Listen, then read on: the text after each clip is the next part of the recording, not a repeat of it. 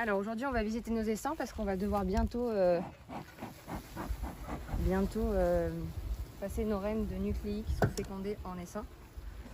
Donc il va falloir prélever des cadres de couvain et des cadres de réserve. Donc on va regarder.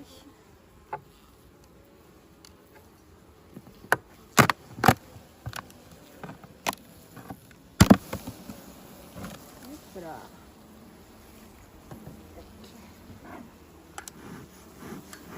Donc on renfile un petit coup mais pas beaucoup. Là c'est le traitement en varroa. On va refaire ça quand on va enlever les hausses. Donc là du coup déjà sans ouvrir, ce qu'on peut regarder c'est sur combien de cadres elles sont, combien de cadres de réserve vous avez. Là par exemple ça, un cadre qui est bombé comme ça, il y a de la réserve et à mon avis il doit y avoir du couvain en dessous. Une espèce de boursouflure qu'on voit. Alors on ressort toujours les cadres de rive en premier pour libérer. Donc ça c'est notre partition. Pour libérer un petit peu de place. Ça c'est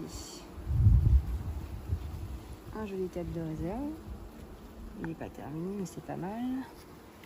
Donc les cadres de réserve, aujourd'hui il fait chaud. Hein. Les cadres de réserve on peut les laisser sur le côté ou sur le devant de votre ruche. On vérifie qu'il n'y a pas la reine dessus mais ça à mon avis c'est du couvain, c'est de la ponte. Ouais, ça commence ici. Elle est bien, elle se développe bien. Hein. On a commencé à bâtir de l'autre côté. Alors ça on va le laisser à l'intérieur plutôt. On n'a pas besoin de retirer tous les cadres, je veux juste voir en fait où le couvain commence. Combien il y a de cadres operculés. De cadres de couvain fermés, pardon. Hop, tac, tac, tac, tac. Ça c'est de la ponte. Il y a aussi des cellules de mâle ici, en bas, on peut voir. Elles sont quand même beaucoup plus grosses. Donc à la place, elles ont mis du miel, hein, elles font plus de mal. Et là, on a des cellules femelles. C'est un vieux cadre de couvain, ça, quand même.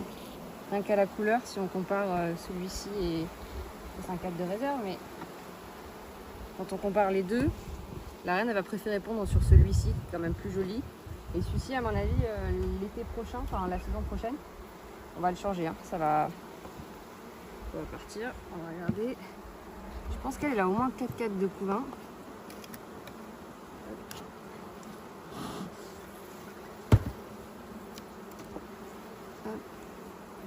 Voilà. Oh, c'est beau ça. Ouais, oh bah, y a pas photo. Hein. Quand tu donnes un cadre tout propre, on a pas mal de pollen aussi, ça c'est bien.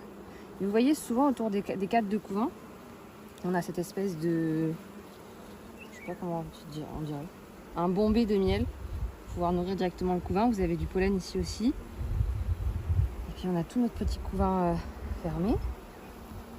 Pareil de l'autre côté. Donc là, le traitement varroa, en fait, normalement, c'est une bande qui descend presque jusque là, d'acide oxalique et de glycérine qu'elle consomme. Non, en fait, elle la détruise au fur et à mesure. Et on peut mettre ça pendant la mielée, au printemps. Nous, on va le faire 2 fois dans l'année, en complément avec un traitement en décembre. C'est beau, hein? Bon, je vais pas l'embêter plus, mais ouais, ça va jusque là, à mon avis, jusque là. Même là, et là, c'est de la réserve. Ouais. Là-dessus, donc il y a au moins 1, 2, 3, 4, 5, 6. Il y a, à mon avis, 6 cadres de couvain. Minimum 4, voire 6. De couvain fermé. Hein. Quand on fait un essaim avec une reine fécondée, on lui donne du couvain. On lui donne un cadre de couvain fermé.